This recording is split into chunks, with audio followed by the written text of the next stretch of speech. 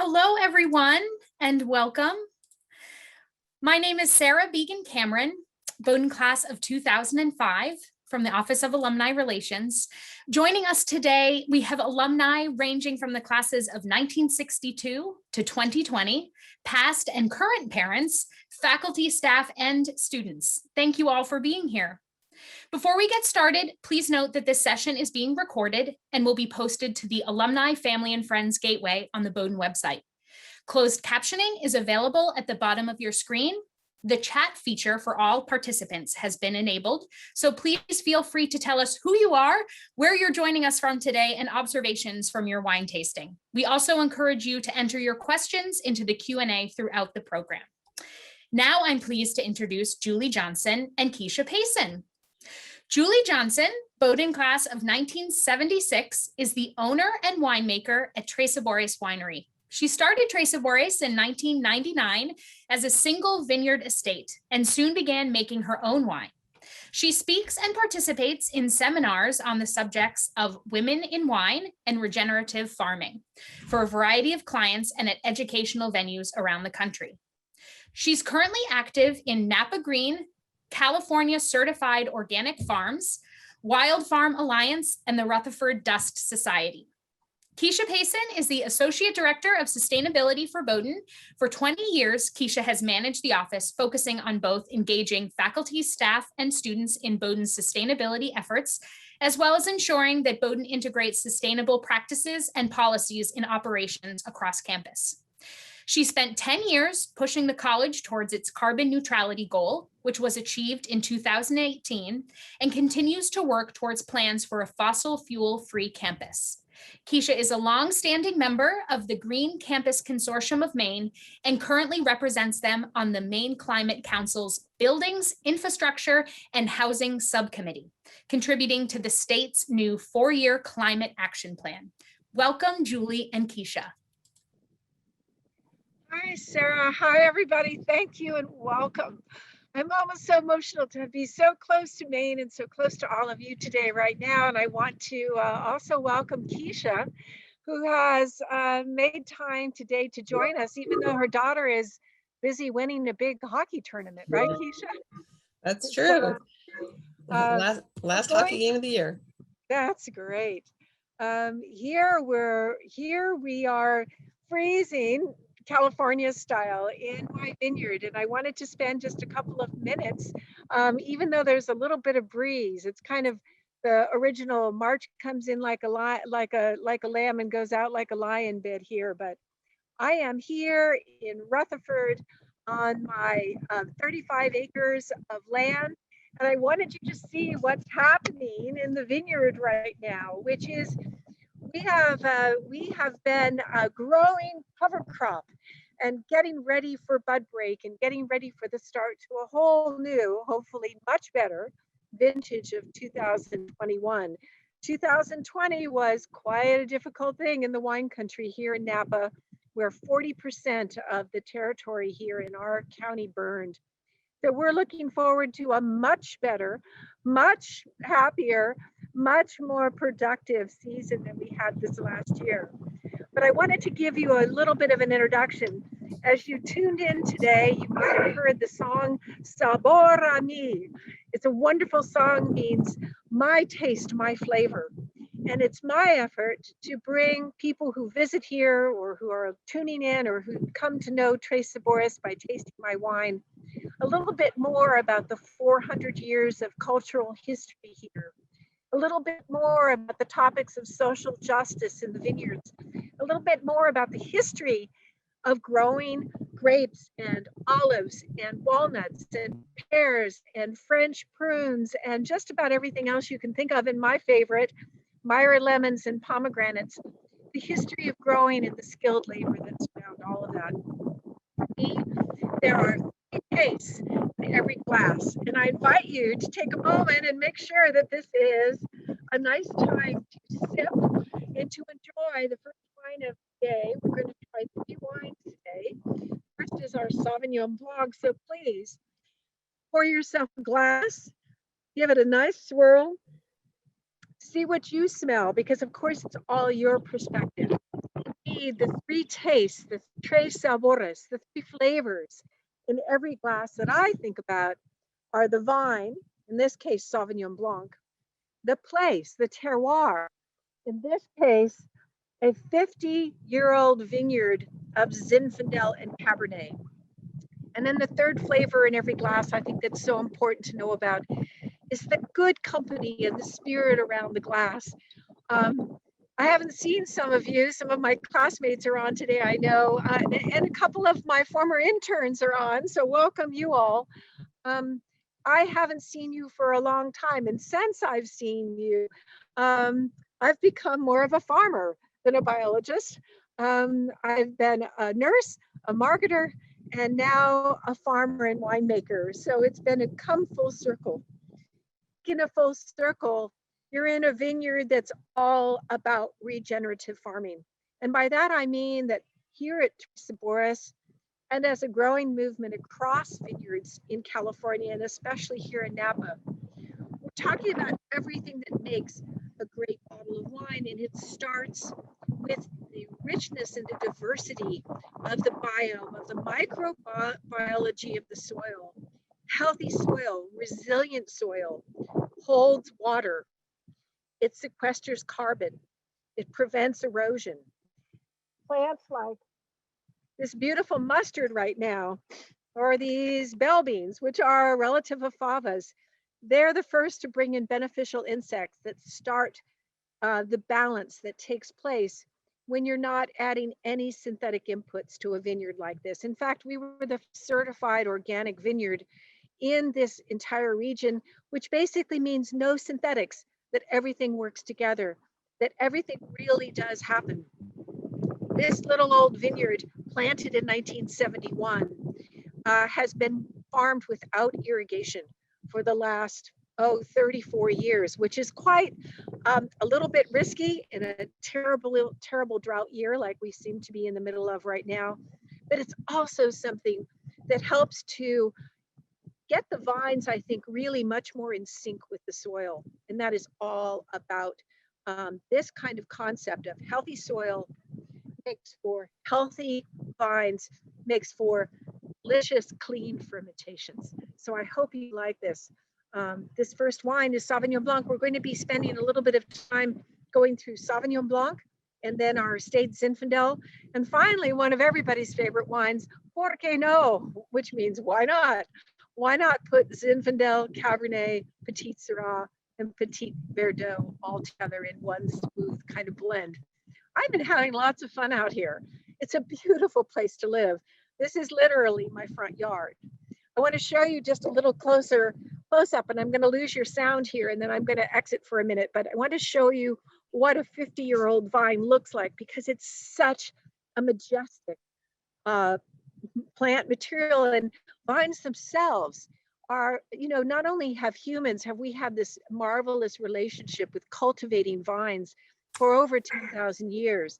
There's a reason that we have this synergy in this relationship. I really do believe it.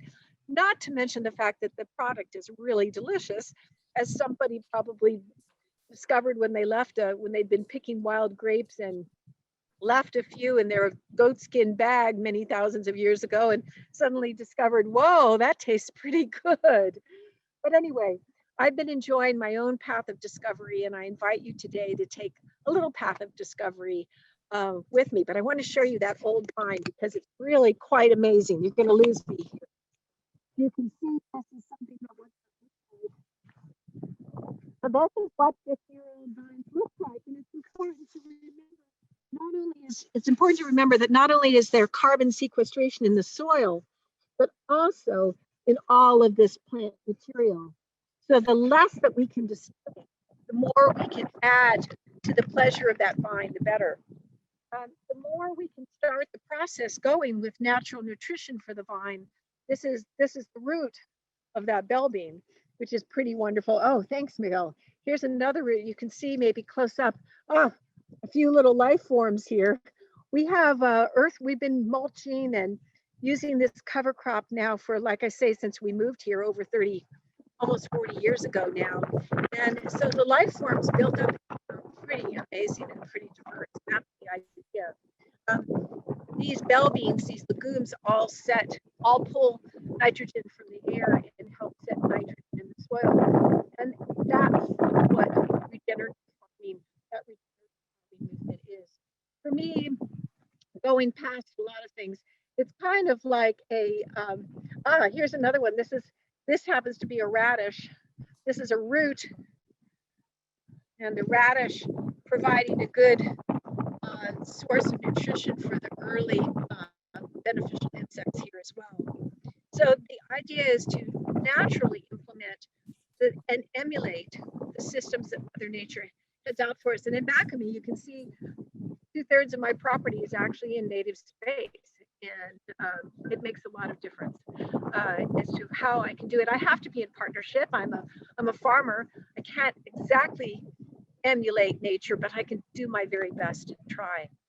Keisha, can you tell me, I've been so impressed. You know, my longtime friend and roommate, Katie Longley, so long associated with the college, worked a lot in the sustainability programs.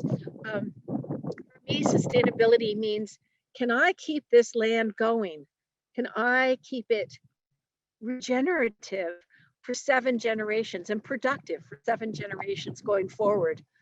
I'd love to know a little bit more from you all about what the college is doing. And I'm going to go inside while you're talking and get a little warmer, and also so you can hear me a little bit better, but I'll see you in a minute. Thank you.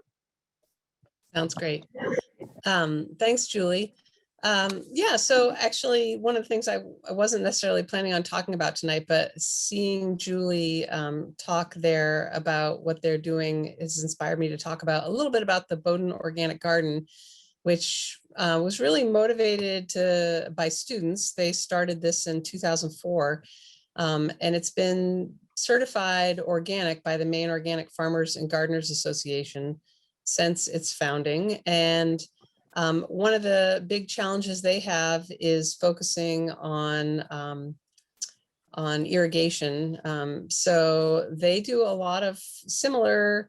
They've been doing a lot of mulching and compost, and this year they are planning to grow cover crops and then cover those up and use that as a way to keep moisture in the soil. They grow over 40 different varieties of vegetables and supply, I think 14% of the produce of the dining hall, which may not sound that impressive, but when you figure they're feeding close to 2,000 students 3 meals a day, it is quite impressive from the small plot of land. But I also will say, Julie, as beautiful as it looked there, I was walking by Bowdoin's organic garden on Friday, and most of it is still covered in snow because it's a little bit shaded. So I know Jeremy, who is the manager of the organic garden, he works at Bowdoin year round. He does a lot of, he's both an arborist and groundskeeper during the winter. And then he's planning to transition back to the organic garden this Monday. So very exciting. So yeah, I guess I'll leave it there for now and kick it back to you, but I'm also happy to talk more as we go through the night.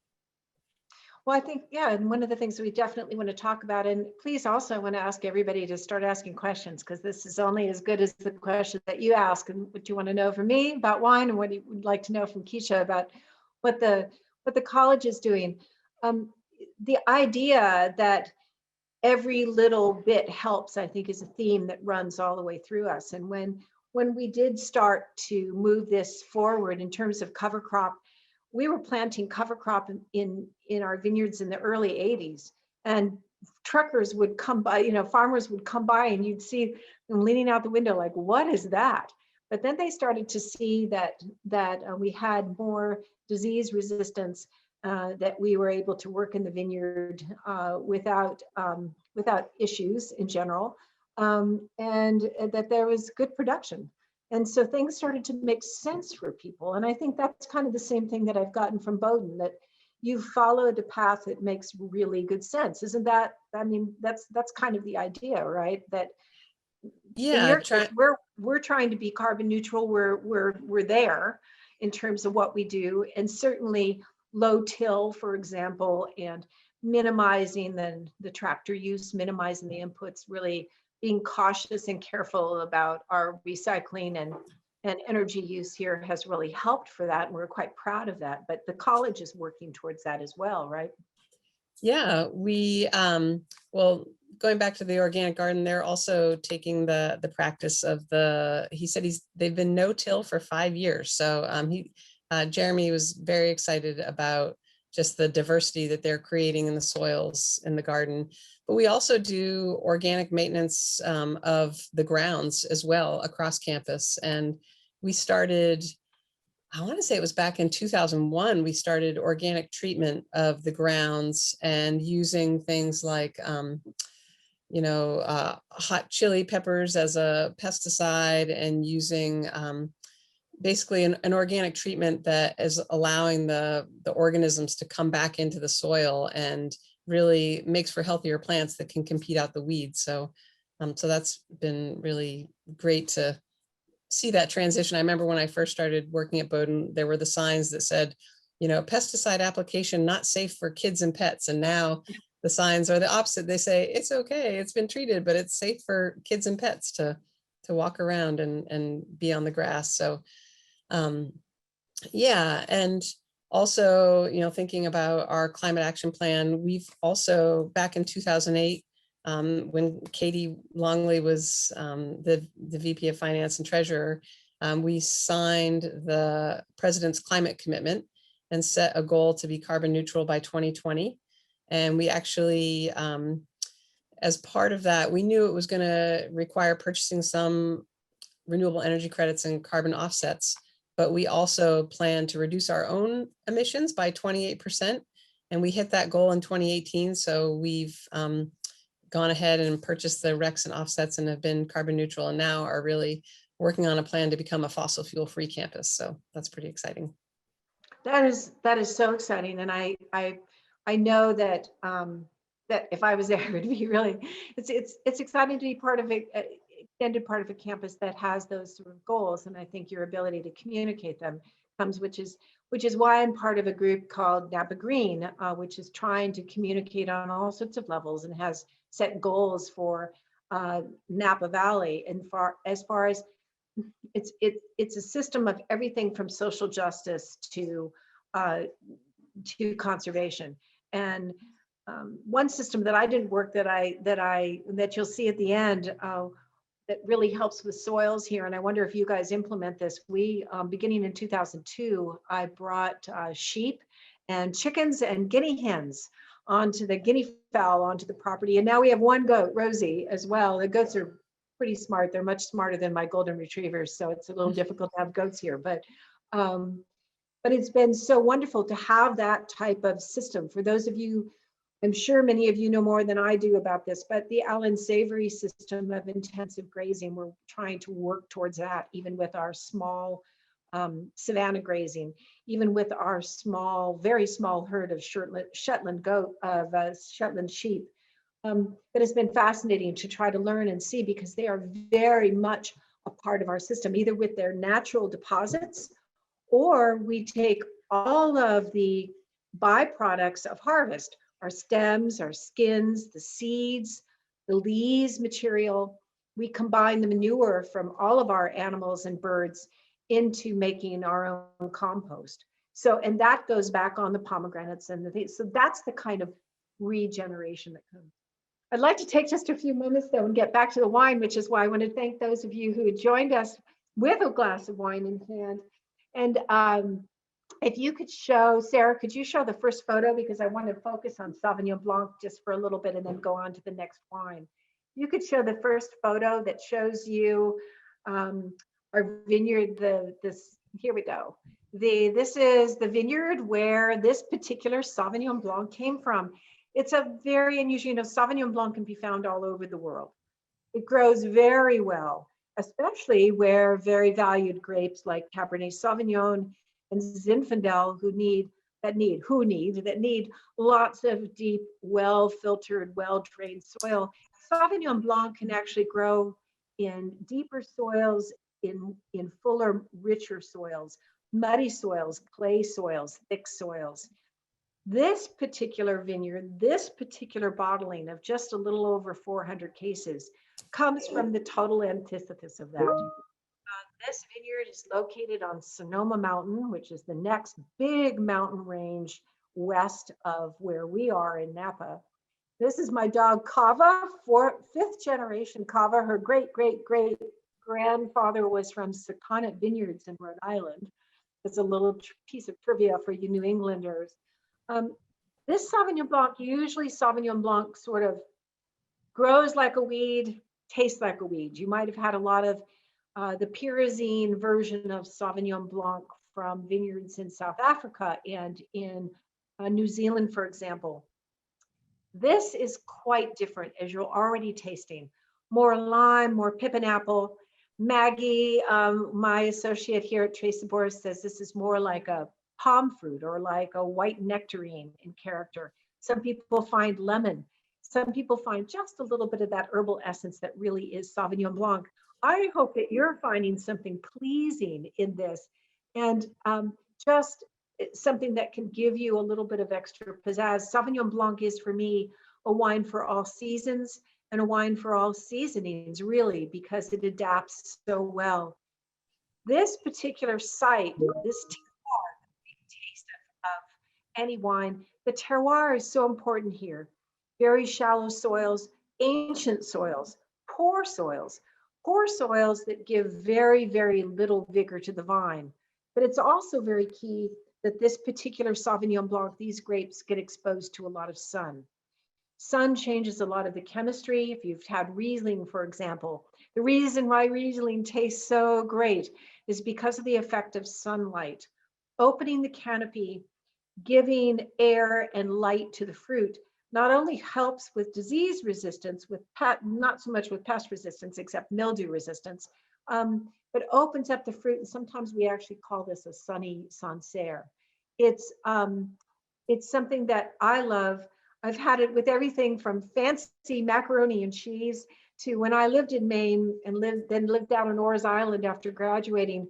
The lobster fishermen who were in that community would sometimes drop a little bag of fresh scallops at my doorstep. And I learned one of the best recipes ever with this particular Sauvignon Blanc, just very, very lightly grilled scallops with a little zest of citrus and a lot of garlic and a lot of butter and maybe a little bit of parsley or cilantro or basil to go with that.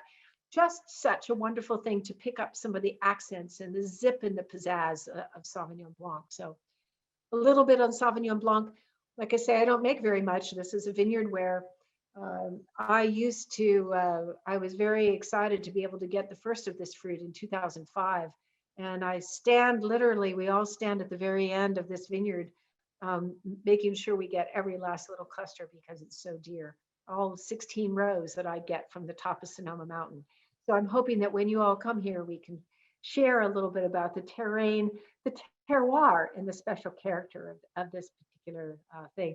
I would a big shout out to Bob and Megan. I just saw you guys, and Brooks and so many people. Anyway, hello everybody. So Sauvignon Blanc, but moving on, I hope you had a little bit of a taste. You have in your packages, those of you who have wine, a little bit of some little oxygen scavenging devices. We're not expecting anybody to drink 3 bottles of wine tonight. Wine in moderation, after all, as fun as it is. But you can use those and carry on. I don't know many people, once they open this bottle of Sauvignon Blanc, that aren't going to be able to drink this within a couple of days. Easy enough just to put a cork in the bottle and right back in the refrigerator. Take it out again, pour yourself a glass. It'll hold for 2 or 3 or even 4 days and do quite well. Speaking of cork, by the way, I wanted to share a little bit. Cork, why do we use cork? Well, I use a lot of natural fermentation in all of these wines. So wild yeast, all of the wonderful microbiology that comes in on the skins of the grapes helps me ferment the majority of my wines here at the winery. I use natural cork because not only do these 200 to 400-year-old trees create their own amazing ecosystem where they grow, they create a whole social community of workers, the foundation of the community around the trees, the orchards, where these trees have grown for hundreds, often hundreds of years. But they're one of the best ways of reusing and recycling carbon. there's a lot of carbon in that cork, and you don't have to let go of it. You can simply throw it into your garden, incorporate it into your soil. You can simply take it to a local store and recycle it. The people who make these corks for us use every little bit of cork dust to power all of their plants.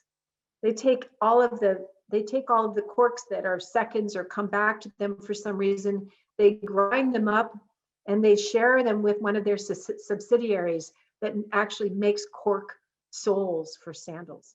So we know what we're going to be outfitted in all this year. It's really kind of fun. Sarah, could you switch us to the first map, please, just to show you? We're going to go back to Napa now. We've been talking about Sonoma, but we're going to talk about Napa. And here you can see, I hope, just to see, for those of you, hopefully everybody has been to Napa, but if not, please know that we'd love to have you here.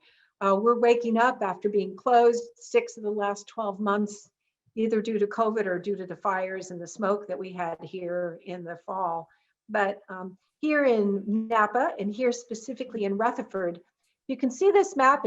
Napa is divided, like many wine regions, into several different subsets. These are both geographic and political divisions, geological divisions, climate divisions, microclimate divisions, and we're in the Rutherford area. And we are right up to, I don't think I can show you on my screen, but we are right in the middle of the western edge, the very western edge, the foothills of Rutherford. I have a big 2,400 foot mountain behind us that half burned this last year. We were very fortunate, thanks to our local fire, volunteer fire departments, and keeping us from burning, which was a pretty wonderful thing. But that has a lot to do with our terroir. We get shade in the afternoon. With climate warming, which is absolutely a fact here, a lot of people are finding that they must make adjustments to the management of their vineyard when it comes to Cabernet or other wine varieties that you think might be less susceptible and in fact turn out to be more susceptible to climate warming and climate irregularity. A lot of people, Cabernet is king here in the Napa Valley, but one of the reasons I hold on to my Zinfandel is that Zinfandel, even though it has thin skins, can be quite resilient when it comes to the warm climates, the warmer and warmer climates that we have here. Zinfandel, which we're going to taste now, I hope you pour yourself a glass. This is my vineyard. This is my backyard. This is my front yard. This is a wine that is grown right here in Rutherford, where a lot of famous Cabernet, of course, is grown. One of the first vineyards that I was ever introduced to was the great Beaulieu vineyard that's just right across the way. I'm right next door to Inglenook, very close to Grgich Hills. My old alma mater, Frog's Leap, is just a hop, skip, and a jump away. I hope you'll taste a little bit of this Zin and see what you think. This is the product of, like I said, 50-year-old vines. And the roots, one of the reasons why we dry farm this is because we love what happens with the synergy of the grapes and the soil when it's a biologically diverse soil. There's something magic that happens. There's something conservative that happens. There's something conversational that happens between the soil and the vines that are growing. And what results is that even in time of drought, there's a balance and there seems to be some sort of understanding. Boy, we could use more organic research in viticulture, that's for sure.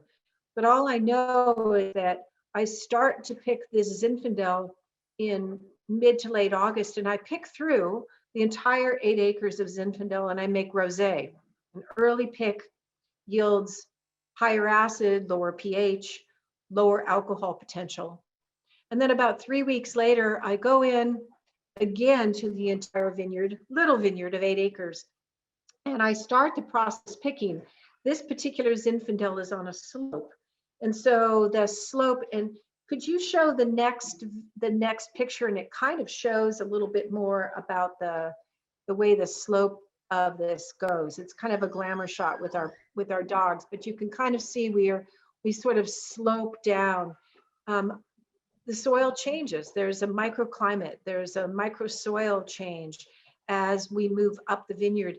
And this is the product of harvesting these grapes probably about 4 or 5 times. So sometimes it takes me about 4 weeks to actually harvest even 8 acres of grapes.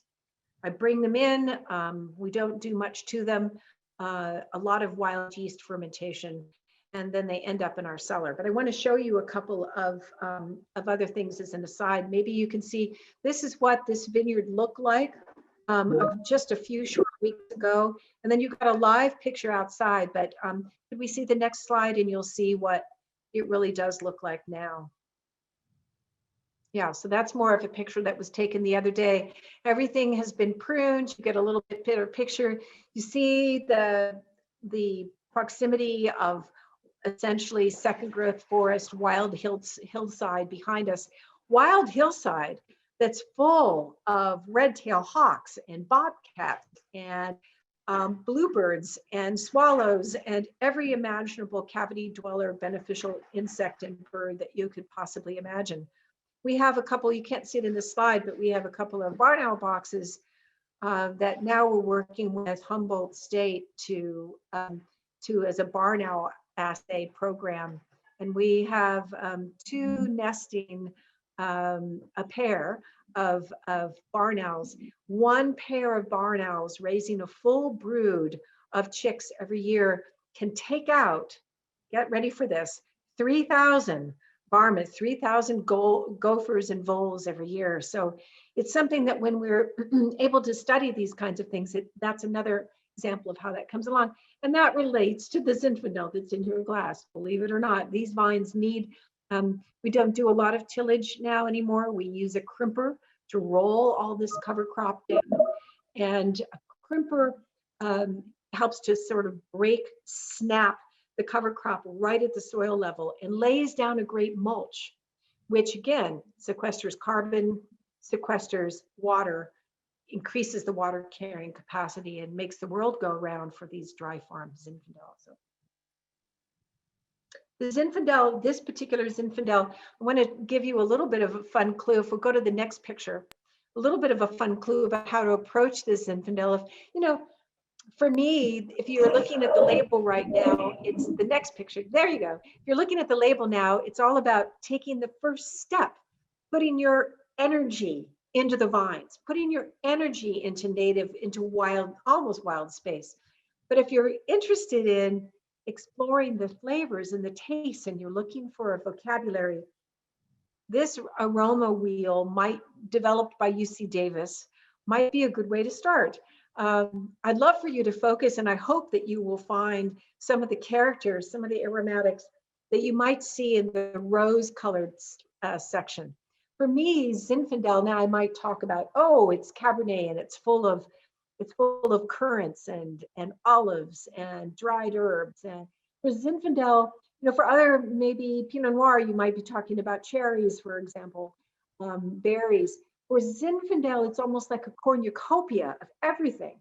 I think they missed pomegranate in here, but maybe you'll catch blackberry. Maybe you'll catch some plum. Maybe you'll catch a dark, ripe farmer's market fresh Bing cherry. The best thing I get to do as a winemaker is go out and try to figure out what happens. When is that fruit ready to be picked? When is it at that farmer's market? Go out and you pick a berry ranch sort of freshness. And if I can capture it, I can try to do as little as possible to intervene and create something like this in the glass. I'll tell you another section to look at in this is the purple section, because even if you might not find some of these warm, sweet spices in this glass, can kind of give you an indication about what might taste great when you're drinking this wine and you want to cook up something wonderful.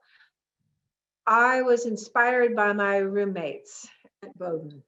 Several of them, Robin, for example, knew so much about cooking and introduced me to some wonderful tastes and flavors. And those were the days when the Bowdoin, I hate to say it, but the Bowdoin food system was not as splendid and as diverse as it is now.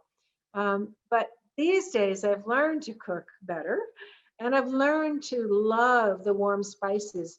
Northern Africa, of Latin America, of Persia.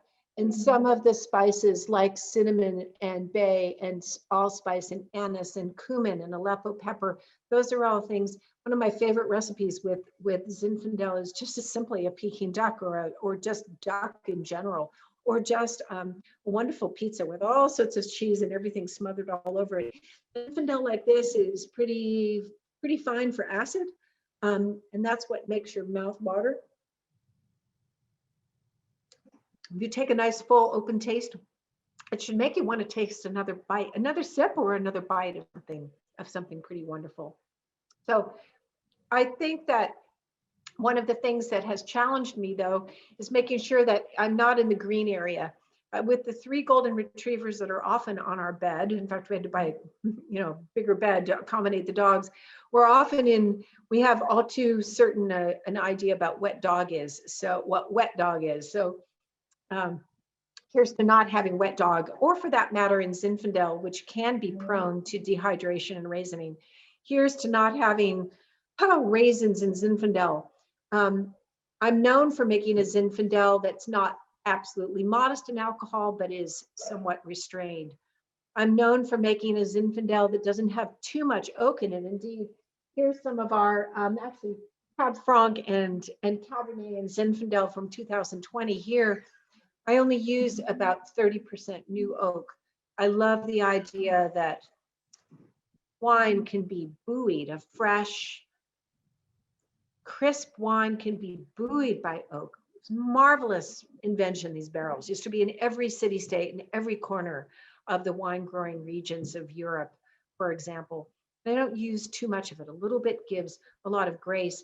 And of course, this is in its sense, a semi-permeable membrane. So the idea that I would have this wine in barrel for about 20 months to start with before bottling it gives it just a little bit of maturity, a little bit of richness as well.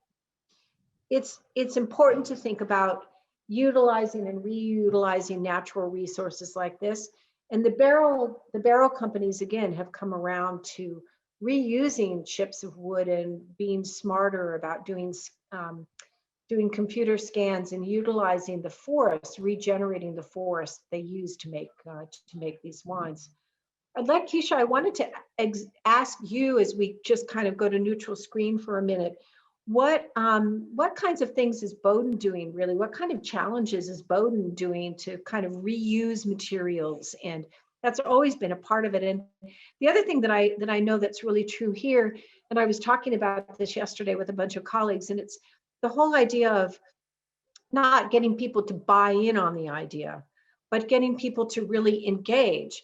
We're certified organic farmers because it sets a standard, and it sets a standard that we can't blow. I mean, we're either authentic and we're really doing this, or we're not, and so I know the college, and I know that whole idea of engaging and spreading, modeling practices, even on a very small scale, can make a lot of difference. Do you have any thoughts to add about that? Yeah, sure. Definitely going for the certification, being a third-party certification, provides some just a checks and balances of making sure you're really doing what you say you'll do. I know, going back to the organic garden, I know they feel really strongly about doing that because it's modeling that for the students, so they know that it's the best practices going into the soil and the food that they're serving to the dining hall. We do third-party certification for building practices. We've utilized the U.S. Green Building Council's LEED certification. We had the LEED Platinum Roof Center for the Environment that was certified back in 2018. And then since then, we've focused a lot on the Passive House certification, which is a newer certification, Passive House US, really focusing on the building envelope and energy consumption. We've completed 2 different apartment complexes, and dormitories and a living and learning center down at the Schiller Coastal Studies Center that are using the Passive House standards, which is basically cutting energy use in half, about 50% less energy consumed from a typical building of that style. So, and they're really comfortable. I've been trying to get feedback from the students who are living there, and I know I did a little bit of my own research over the summer. On one of the hottest days here in Maine, it was about 90 degrees. And we did a test in the morning where we tested the temperature of the walls and the ceiling and the floor. And then I went back 12 hours later and it had only gone up 1 degree, even though it was 90 degrees outside. And there's no air conditioning in the building. So the Passive House certification is definitely working out for us. But it's nice to have that because it keeps you true to making sure that you follow through with what you say you're going to do. So Yeah, I think that's so true. And, you know, we're always about recycling here, and we've always tried to, you know, people come here for lunches and things, and try tell people not to, you know, tell Oakville Grocery, no napkins, you know, no, you know, plastic utensils. Let's, you know, so we try to, we don't make people eat with their hands. We have linen napkins and, you know, bamboo plates and things like that, but actually pressed leaf plates. And but all the sorting and the thing right on the crush pad, right in the winery. We don't have any believe it or not, we don't have any air conditioning in our winery. We do everything with night air. That is one of the things that is a wonderful thing about a coastal valley, and I hope that it continues. That diurnal temperature variation is so key. We not only have this big mountain behind us, which gives us late afternoon shade, so that kind of gives us an extra jump start. I have great confidence that this vineyard in some way will survive all of this. But it also gives us a temperature variation between sometimes 40 or 50 degrees, from 40, anybody who's lived out in California, and you know, the old saying, the coldest winter I ever spent was the summer I spent in San Francisco. That really is true. But it helps us. We, about 20 miles to the south, we get fog coming in from the San Pablo, San Francisco Bay. 20 miles to the north, we get fog coming in from the Russian River Valley. We have daytime temperatures sometimes that now spike into the hundreds, unfortunately, but at night, even those nights, quite often it still will drop 30 or 40 or sometimes 50 degrees, which is amazing. That happens at all. That dynamic, though, is what helps us be able to use night air to keep our cellars. We have a cave as well, but help keep the cellars nice and cool. I think part of it, you know, that we're talking about is just being aware, right? It's just putting it out there and saying, I wonder if we can do that. It's not a question of just light bulbs. It's light bulbs are a nice, good step when you replace them to do that, but kind of taking a good survey, knowing what you have, and then trying to act on that. So we're lucky where we're situated, and we're lucky in the fact that, you know, we're not as most of you know, we're not a super fancy place, but I'm gonna duct tape on my barrels because I love duct tape. You know, it's like okay, but it is. I think it's something that just gets back to trying to say what's in the glass is really what's in the glass. We ventured out recently. Some of the wines, if you go to our website, you'll see some of our wines are from areas that we are having some fun with. Both my husband and I have roots in the foothills of the Sierra Nevada. We started to source some grapes, some Zinfandel, some Barbera, and Picpoul Blanc is one of our favorite new white wines, and that's coming from the Placerville Old 49er Trail area at about 2,400 feet in elevation. Those folks up there are a little bit younger to plant grapes, newer to plant grapes, and also have a little bit more latitude. Everything doesn't have to be Cabernet Sauvignon. I don't have anything against Cabernet Sauvignon. I'm in the best, arguably one of the best areas of the world to grow Cabernet Sauvignon proudly. But I still love tasting all sorts of other different things. We had an intern one year from northeastern Italy, and it gave us an opportunity to start to examine some of the smooth, cool, sophisticated white wines that can give such excitement to things. but still bringing it back home. How are those wines made? Where are they made?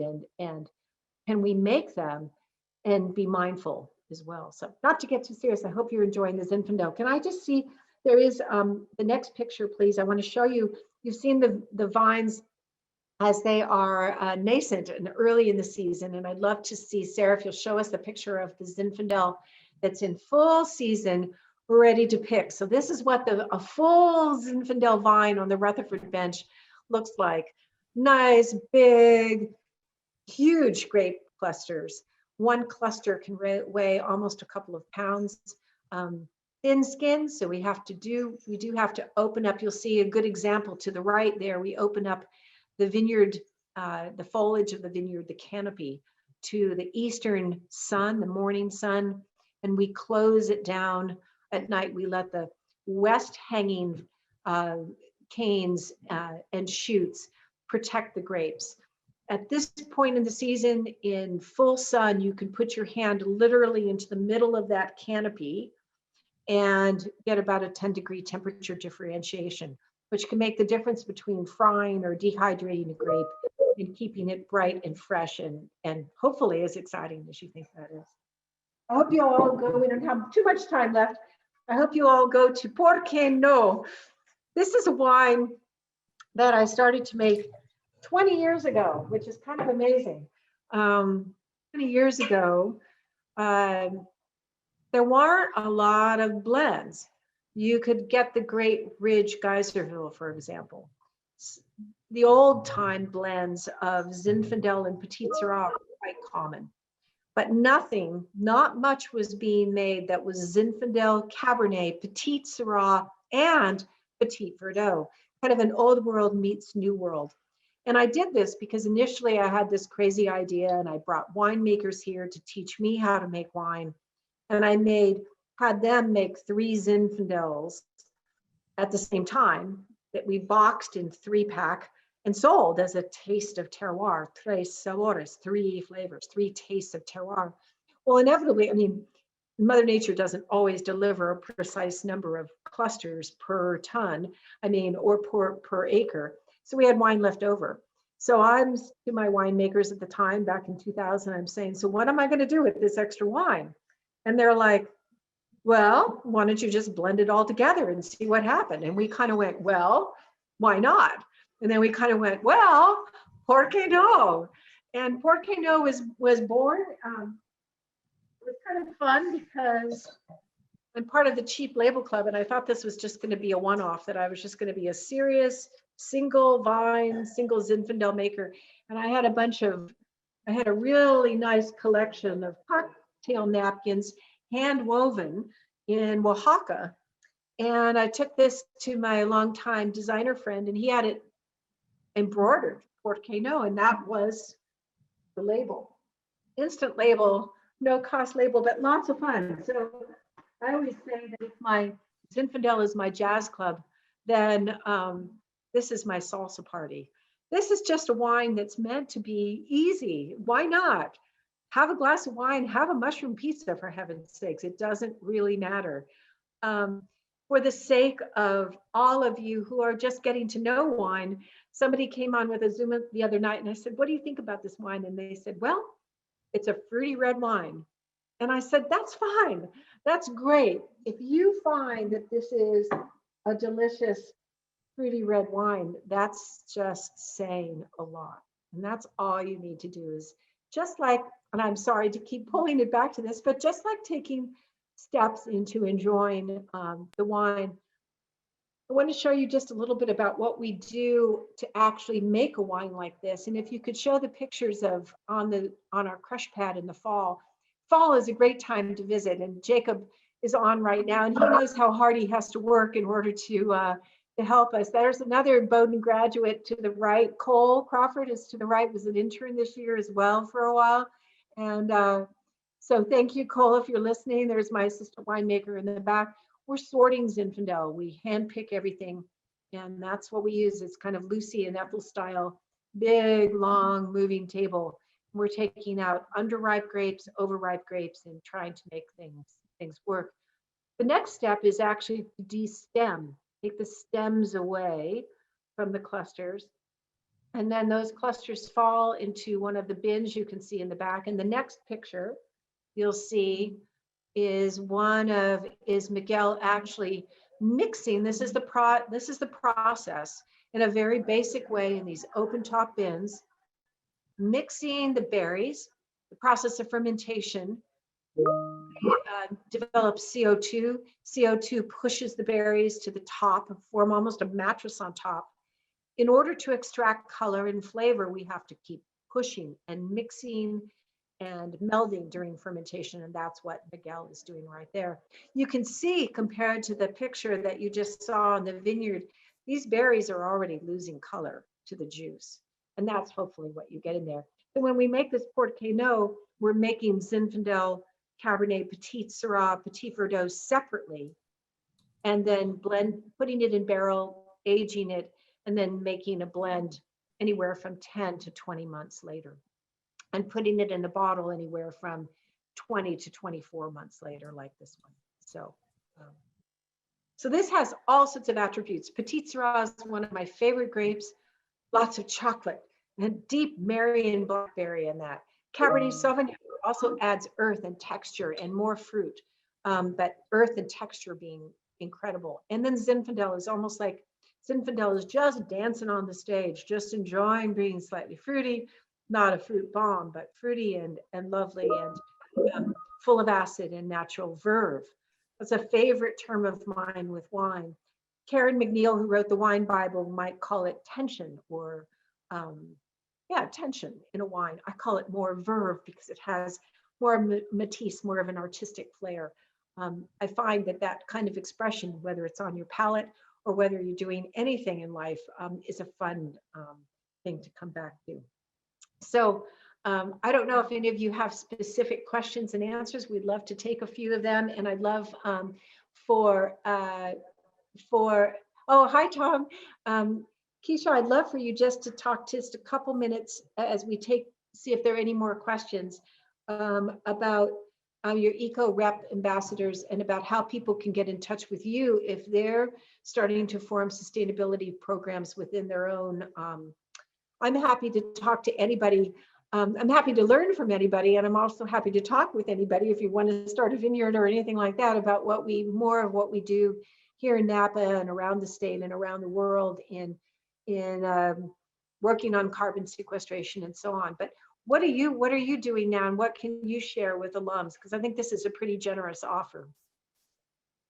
Sure. Well, I guess I'll put my email in the chat, and I think Julie and I were talking beforehand about how if people are looking for ways to incorporate sustainability into their own their company, their business, and they're looking for ideas. I know I've talked with alums in the past who've graduated and said, I kind of thought about sustainability while I was at Bowdoin. I know it was going on, but I didn't really get into it that much. But now that they're out in the working world and they're interested in trying to figure out where to start, I've had lots of fun conversations with alums about that. So again, I'll put my email in the chat and happy to talk about that. But it's been great, really, just thinking about sustainability from a big picture. I think for so long we've been so focused on our carbon neutrality goal, but really realizing that sustainability is a much broader concept. We talk now,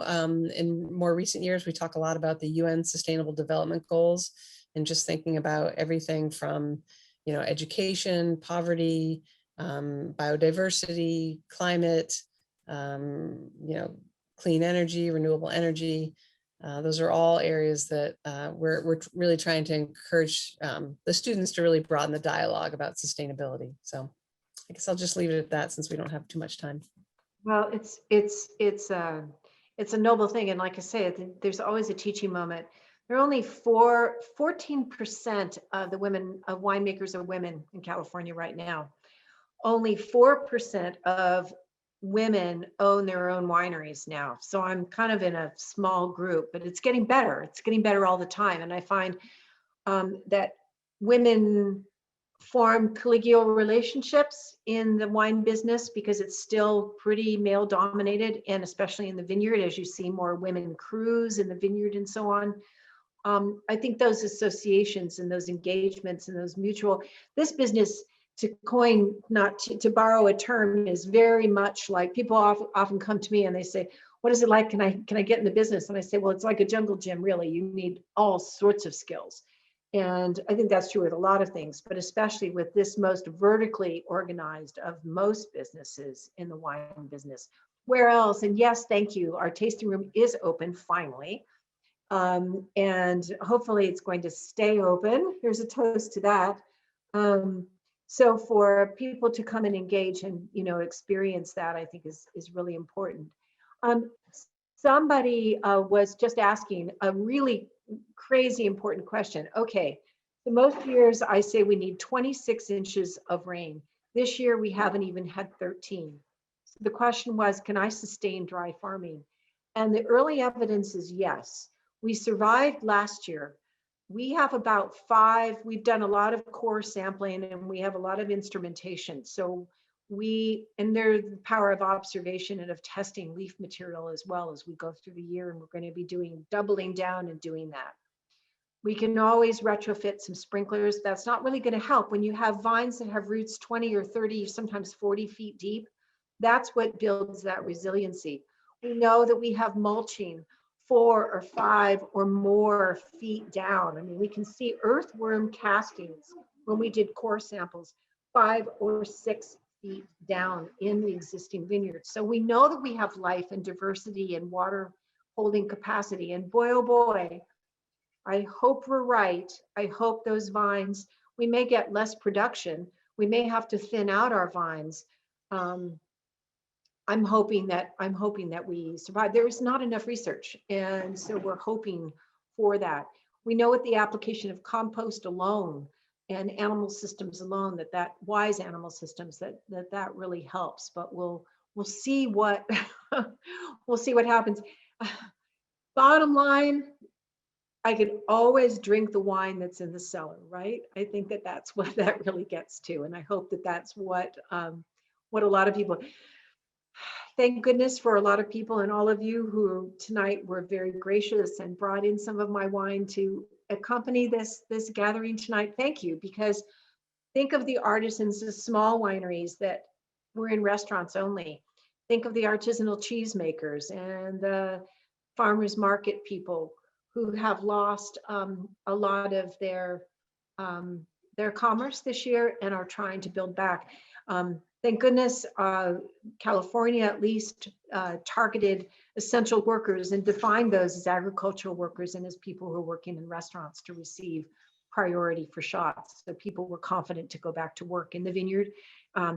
Actually, the vineyard work has continued unabated with a lot of changes to the protocols. But we've had a wonderful time with that. So I hope you've loved the wines. You can definitely get some more if you'd like. You can definitely contact us. And even more importantly, we hope that you'll be back to visit the college. There's a lot of exciting stuff going on in this next year. And meet up with Keisha and see what she's doing. I know I can't wait now that we've met virtually to find out more firsthand about what's Maine doing. Darn, but my own reunion in person was canceled this year, but I can't wait to go back.